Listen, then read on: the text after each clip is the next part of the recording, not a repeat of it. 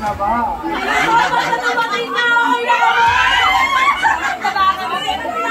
Bagamat very challenging yung sitwasyon kagabi sa ulan at baha, wala pa naman reported na casualty. Sa lahat ng viewers yan ng Manager TV, please subscribe and click the notification button. God first. Yan, dito po ang ating Yormes Moreno kasama po ng MDSW Director Sir J. De La Puente at ang ating mga kapulisan ng Alvarez PCP. Ayan si Yorme.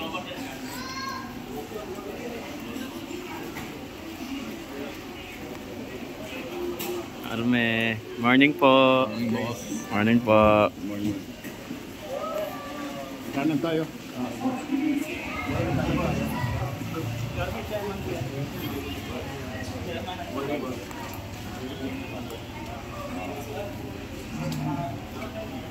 God. Ano po tayo mga malapit po sa inyo.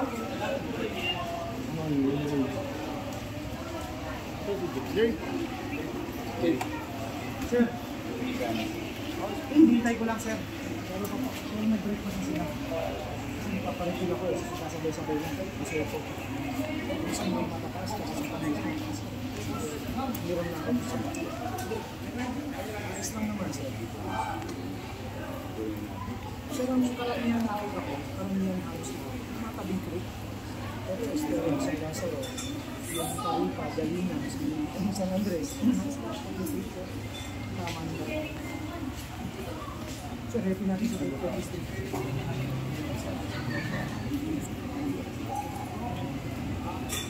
Sama namin siya.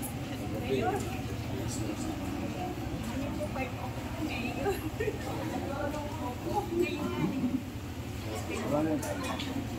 Sipag ni Yorme, grabe.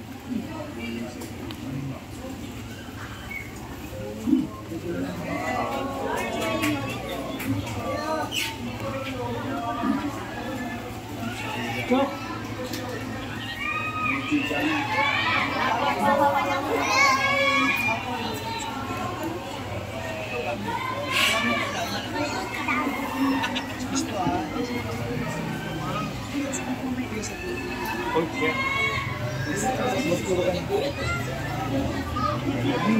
Amis ang dali ba?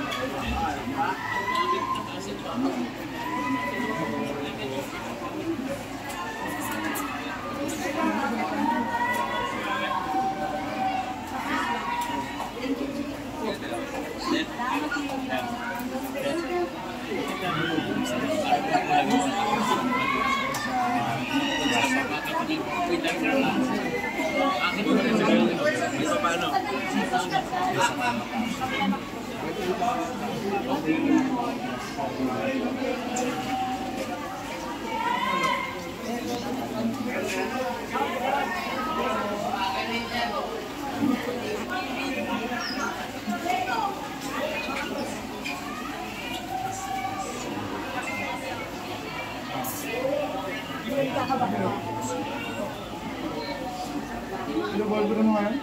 Tonsar ka! Dati di ba ikaw ang boyfriend ko ngayon? Kasi pinagkakalit ko na po ka, ikaw ko na po na kayo. Shaggy rin. Shaggy rin sa ako. At nagpansin na po siya kay Tonsar ka, hindi na po siya.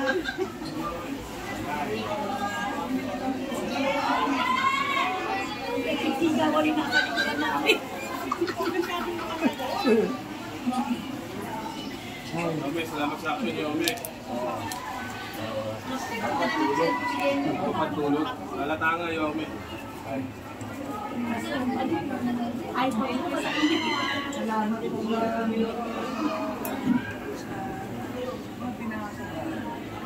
Yun yung makit na baby. Yun yung makit na baby. Yun yung ginagamit nila.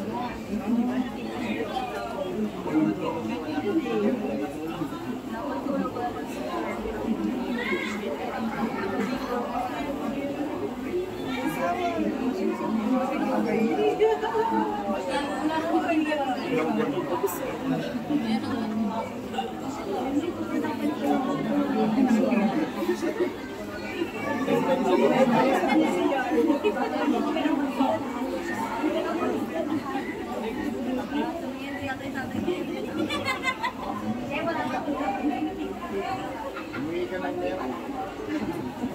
Batas.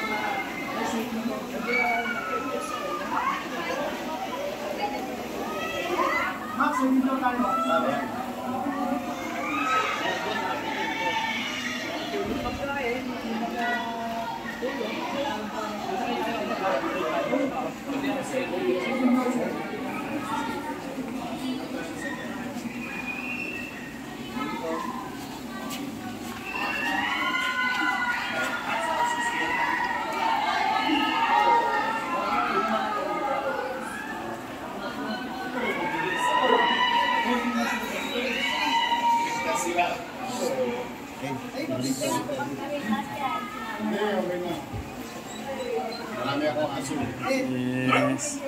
May baby na siya. Check mo yung matanda.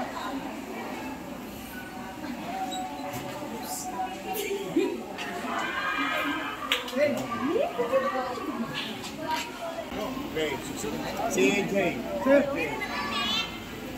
Sa district ka na. Kakapitan mo sa inyo. Yan lang po. Ano po? Sama kayo sa Baseco. Punta namin sila. Yung second largest natin. Anyway, good morning.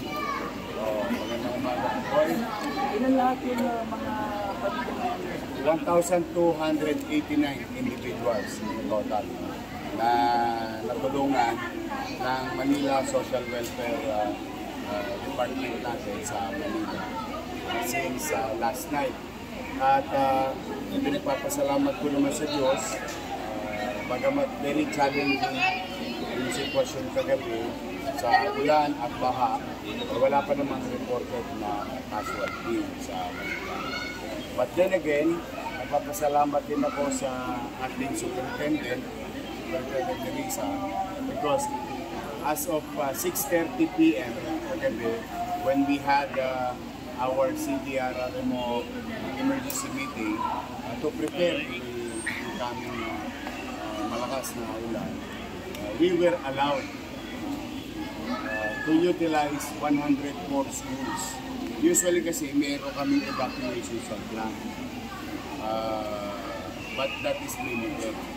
But the data nakita natin through PAGASA and our MDRRMO internal meteorologists, talagang malaki yung buhos ng tubig. And we've been monitoring Marikina River. At the time, 6:30, 7 o'clock, nasa level 2. So those water will end up here in Manila. So with that, we inform our barangay officials in the entire city to use our schools para immediately, katulad itong mga nakikita ninyo, mga taga rito lang sila. So we don't have to transfer them somewhere else. So pag lihupa na ang lahat ng baha, balik na sila sa kanya-kanya. Naganda ng hot meal ang ating direktor at sa po ng aming mga kawani sa MDSW. At meron pa silang food box, later na makukuha nila sa syudad. And we are hoping na tumigil na ito, but we're still monitoring the weather. Now, sa aming 6 na hospital, we put it in high alert last night at 7 p.m. I ordered the directors na lahat ng posibleng doktor, nurses, or available staff ng hospital should be there in the area. Because through the leadership of Dr. Padilla, our Manila Health Department Director, nag-issue siya ng what you call the leptospirosis lane, fast lane, para to address possible clients sa mga pasyente sa Manila. Now, pagdating naman sa baha, we are grateful to other agencies. Kita namin, I think by 9 p.m. last night, marami na kami nakita na ang isang cause ng Top Avenue na baha, ay talagang maraming burak yung ilalim. So, in a good weather, I think yung little resources namin as a city will be redirected to address the clogging in Top. Now, let me use this opportunity again to all 896 barangays to control and do the regular declogging of their respective barangays because it helps. Again, maraming salamat sa inyo, sa ating mga media partners, sa mga vloggers na naiinformahan ay padadala yung mensahe sa ating mga kababayan na sasakupan dito sa Manila. Salamat sa Diyos. We are now hoping na hindi na tumuloy itong next, but this time is light to moderate. Kagabi, moderate to heavy. So we are still monitoring. Clarification lang, ongoing pa rin ba yung declogging efforts? Yung kagabi sa Top Avenue, I really wanted to find the problem.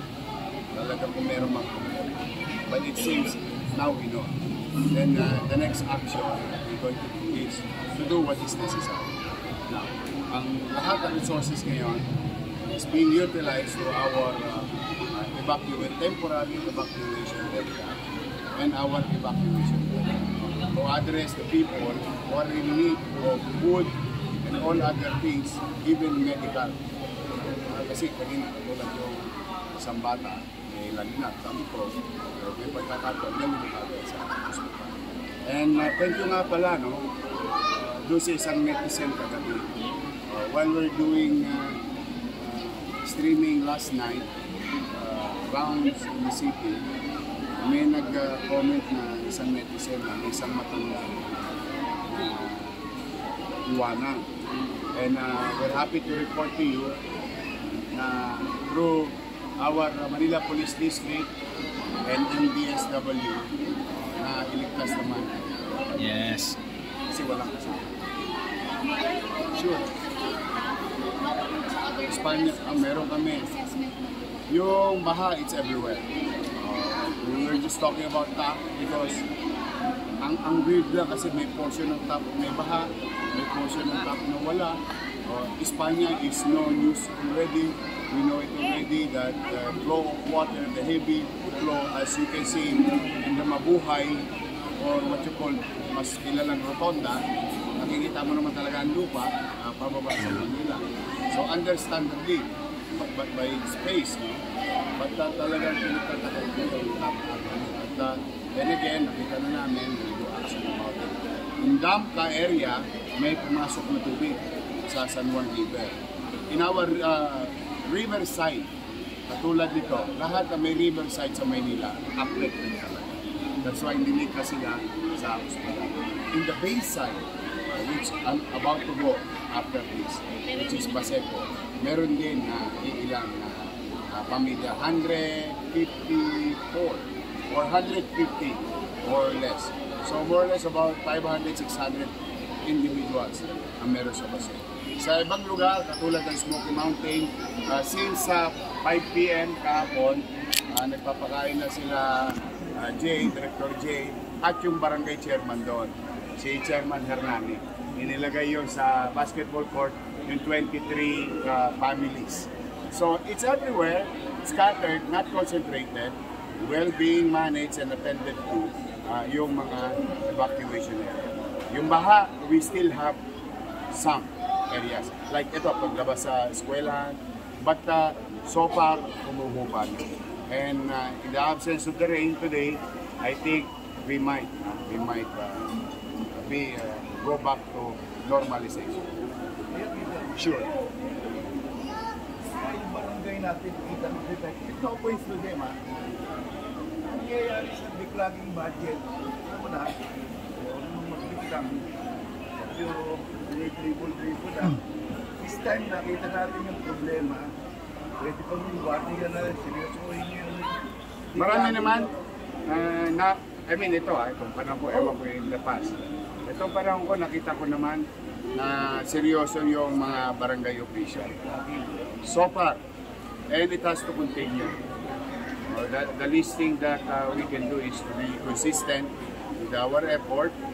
And as you all know, we cannot just do it on our own. We need help. And the best resources that we have is, ano man ang laki ng Maynila, siya din laki ng aming mga barangay. At sa dami in terms of numbers. We have 896 times 11. That's about 10,000 plus individuals who may help the city's effort to keep the people safe. And we still have additional 20,000 tunnels in the city.